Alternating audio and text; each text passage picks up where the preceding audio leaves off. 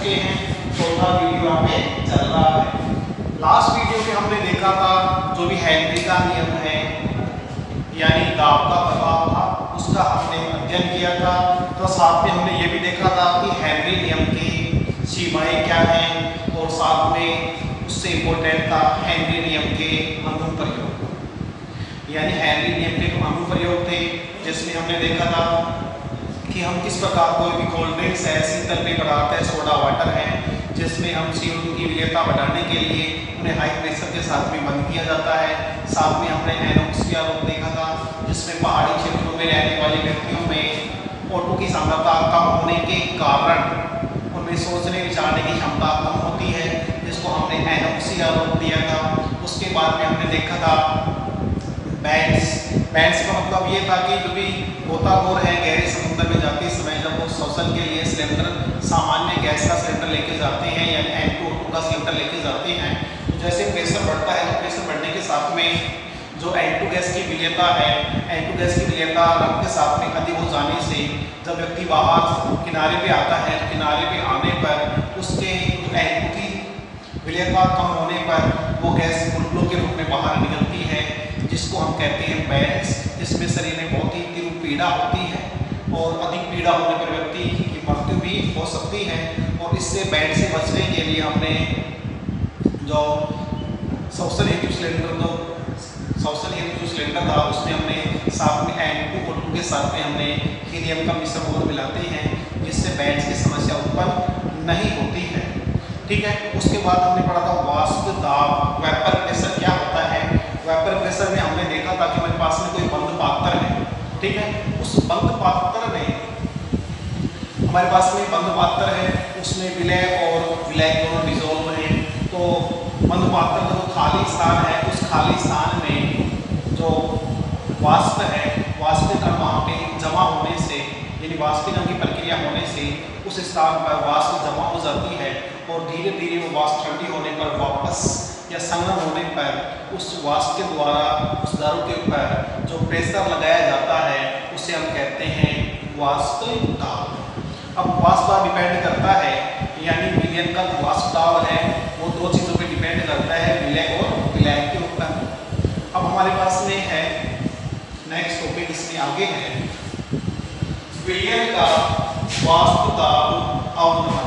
विलयन का वाष्प दाब अवनमन क्या होता है उसके बारे में सबसे पहले ये है कि जब किसी अवाष्पशील विलय युक्त विलयन का वाष्प दाब, अब देखो विलयन का जो वाष्प दाब है उसको हम PS के द्वारा रिप्रेजेंट करते हैं और विलायक के वाष्प दाब को P0 के द्वारा डिनोट करते हैं। अगर हमारे पास में किसी कंडीशन में विलायक का वाष्प दाब विलयन के वाष्प दाब से अधिक हो जाता है, उस कंडीशन में विलयन के वाष्प दाब का अवनमन होता है। यानी विलायक का वाष्प दाब विलयन के वाष्प दाब से अधिक होने पर विलयन के वाष्प दाब का अवनमन हो सकता है।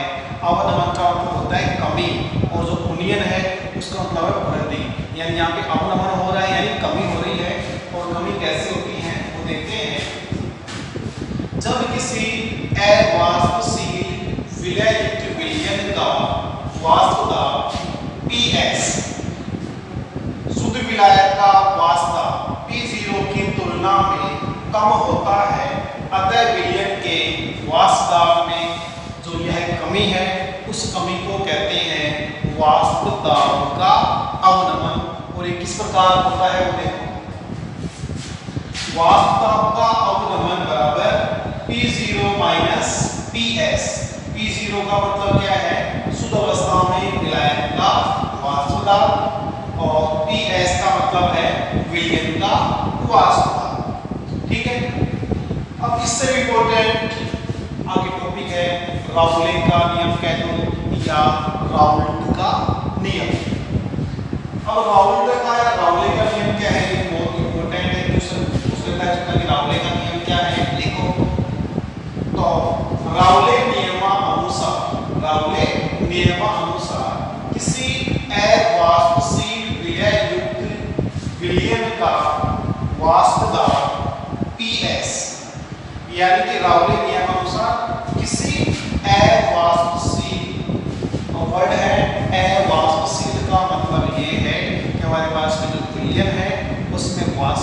ना बने, वो कैसा हो, अवाष्पशील हो। विलय विलयन का वाष्प का PS शुद्ध अवस्था में मोल भिन्न x के समानुपाती होता है, अर्थात हम कह सकते हैं PS proportional x। PS proportional x यानी PS का मतलब है विलयन का वाष्प, x का मतलब है शुद्ध अवस्था में विलय के मोल भिन्न, और PS बराबर P0 x। ये हमारे पास में क्या है, कांस्टेंट है। ठीक है, अब आगे है तो राउले का नियम है। राउले नियम की जो एक्सप्रेशन है, उसका विस्तार है, उसको हम दो प्रकार से समझ सकते हैं। पहला है वाष्पशील विलय युक्त विलयन के लिए राउले का नियम क्या है। वाष्पशील विलय युक्त विलयन के लिए राउले का नियम क्या है। यदि विलायक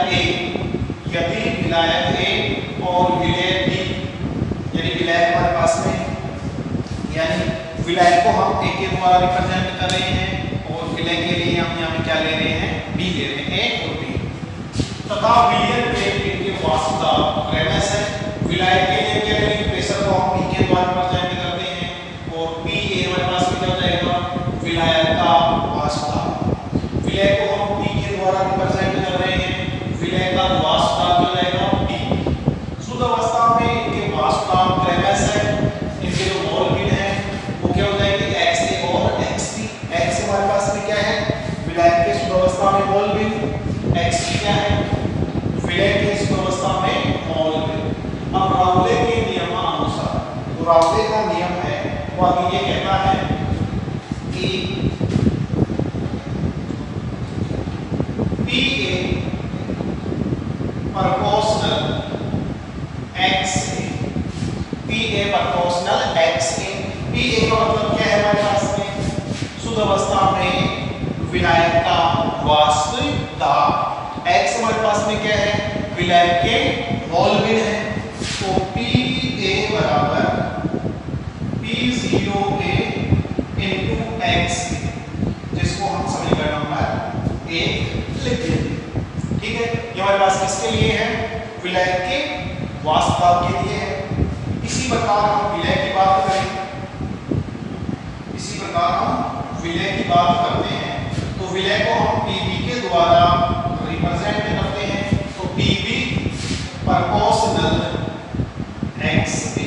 PB का मतलब क्या है, विलय का वाष्प दाब, और XB क्या है, विलय के मोल भिन्न है, तो PB बराबर P0B गुणा XB, और इसको हम समीकरण नंबर 2 दे देंगे। फिर हम जानते हैं विलयन का वाष्प दाब बराबर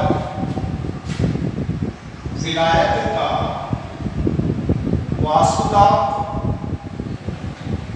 प्लस विलय का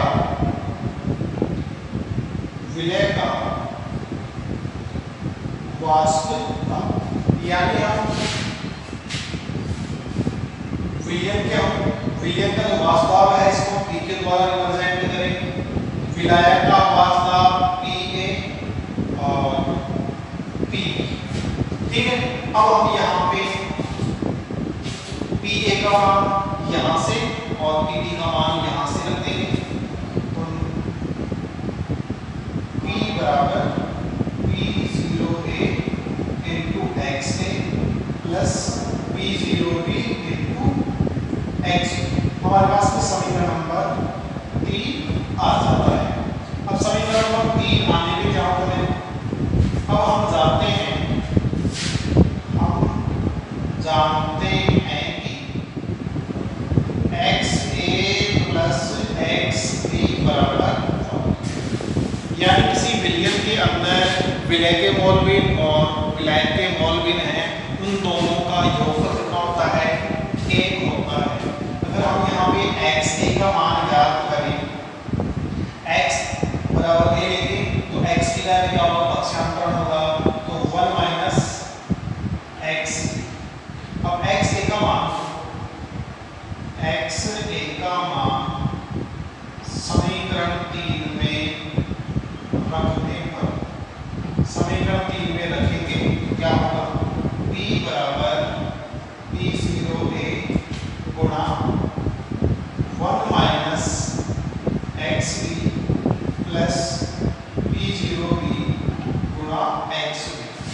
छोटे को सकते हैं P0A के साथ में इन दोनों को हम मल्टीप्लाई कर देंगे तो P बराबर P0A, इसको हम एक से गुणा करेंगे ये सीधा जाएगी minus P0A XB plus P0B और XB।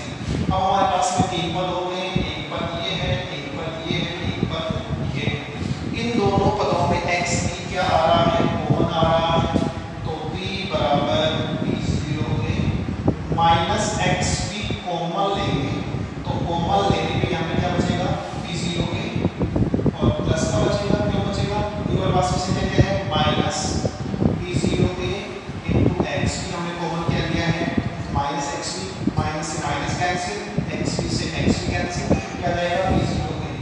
फिर हमारे पास ये वाला है प्लस का है, ये माइनस का है, प्लस माइनस क्या जाएगा माइनस और ये क्या बचेगा P0। ये हमारे पास में राउले नियम का वाष्पशील विलयन विलयन के लिए इक्वेशन है।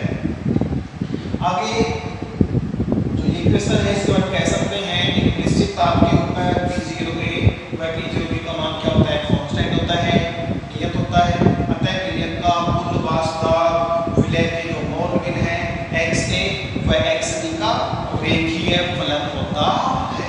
ये इस कंडीशन में हमारे पास में P0A P0B का मान यदि हमारे पास में नियत हो, कांस्टेंट हो, तो उसके लिए हमारे पास में जो विलयन का कुल वाष्प दाब है वो किस पे डिपेंड करेगा, मोल पे, यानी XA और XB का क्या होता है रेखीय फलन होता है, जिसको हम एक ग्राफ के द्वारा रिप्रेजेंट कर सकते हैं, एक ग्राफ के द्वारा उसको हम समझा सकते हैं।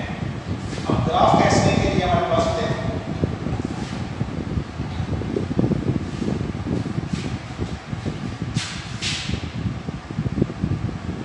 एक ग्राफ बनाते हैं। ये हमारे पास में विलय के लिए है, ये हमारे पास में विलय के लिए यानी P0A P0B और इसको हम इससे मिला देंगे और इसको हम इससे मिला देंगे, ठीक है। अब यहाँ पे वाष्प दाब और मोल बिंदु के मध्य हम ग्राफ खींचेंगे।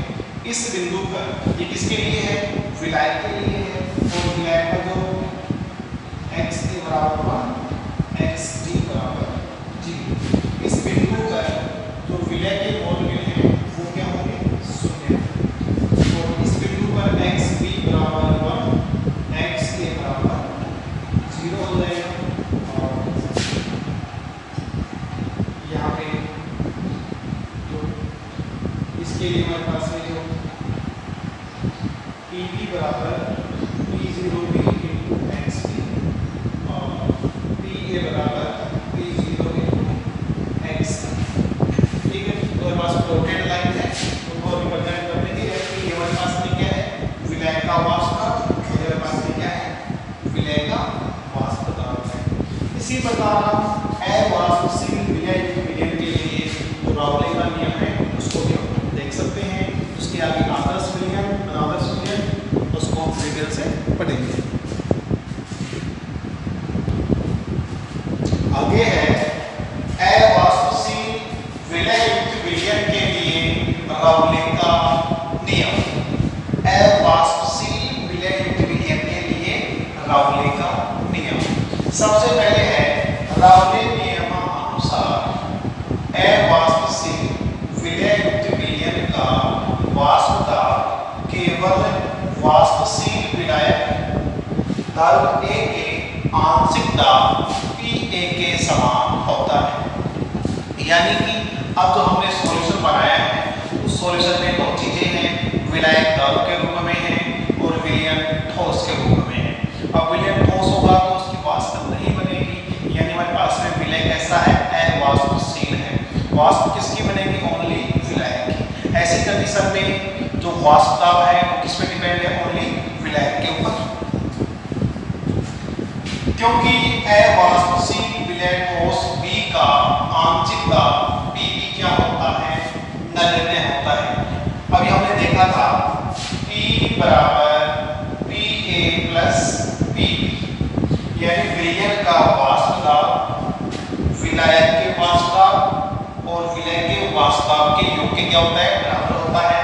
इसका मान आपके पास में क्या है, नगण्य है, तो किस पे डिपेंड किया, P बराबर P, यानी P का मान यहाँ पे क्या है, नगण्य है, तो P बराबर P, यानी विलयन का वाष्प दाब बराबर विलायक का वाष्प दाब। इसके बाद में हम जानते हैं, यानी P का मान हम लास्ट वाले यानी जो हमारे पास में वाष्पशील वाला था उसके अनुसार हमने देखा था कि P का मान क्या होता है, P बराबर P0A into XA। फिर हम XA का मान निकालने के लिए XA plus XB बराबर XA बराबर 1 minus XB होता है। फिर हम इसकी जगह हम ये वाला मान रख देंगे 1 minus XB, दोनों को यहाँ पे मल्टीप्लाई कर देंगे P0A into XB। ठीक है, अब इसके बाद हमने क्या किया है, P0A का मान निकालते हैं यहाँ से, ये माइनस की वैल्यू है, इस साइड से चले जाएगी प्लस की हो जाएगी, plus P plus P0A into XB। XB का मान हमें ज्ञात करना हो तो सबसे पहले P किसमें है, पॉजिटिव में है, P किस में जाएगा, इसको इस साइड लेंगे माइनस में हो जाएगा, और ये संख्या हमारे पास में किसमें है, मल्टीप्लाई में, किसमें हो जाएगी, भाग में हो जाएगी। अर्थात हम कह सकते हैं राउले के नियमानुसार एक निश्चित ताप पर अवाष्पशील विलयन में विलय के मौल में वाष्प दाब में आपेक्षिक अवनमन के समान होते हैं, यानी कि वो XB बराबर XB हमारे पास में क्या है, XB हमारे पास में क्या है, विलय के मौल में, P0A हमारे पास में क्या है, P0A माइनस P, यानी हमारे पास में P0A हम लेंगे विलायक का वाष्प दाब, ये विलयन का वाष्प दाब में जो कमी है उसको हम रिप्रेजेंट यहाँ पे कर सकते हैं। यानी राउले के नियम में हमने दो चीजें देखी कि हमारे पास में विलय वाष्पशील भी हो सकता है और अवाष्पशील भी हो सकता है।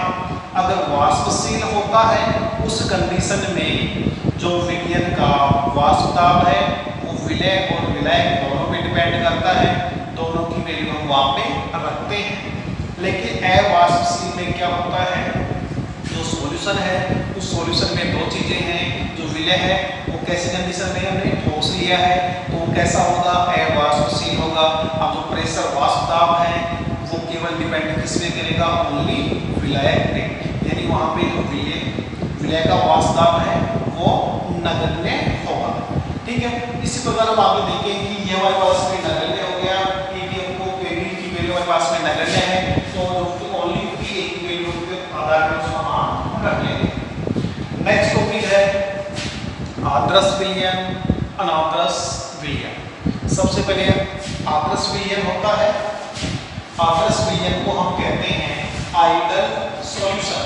आदर्श विलयन, आदर्श विलयन की क्या क्या विशेषता है, क्या उसकी डेफिनेशन है, उसके बारे में हम देखें। यानी कि जो विलयन है वो है आदर्श विलयन, जिसको हम कहते हैं आइडल सॉल्यूशन। अब आदर्श विलयन का मतलब ये है, राउले के अनुसार वह विलयन जो प्रत्येक ताप व प्रत्येक सांद्रता पर राउले के नियम का पालन करता है, यानी आदर्श विलयन वह विलयन होता है जो प्रत्येक ताप व प्रत्येक सांद्रता पर राउल का नियम का फॉलो करता है, अनुसरण करता है, उसे हम कहते हैं आदर्श विलयन। आदर्श विलयन की प्रमुख शर्तें निम्न हैं।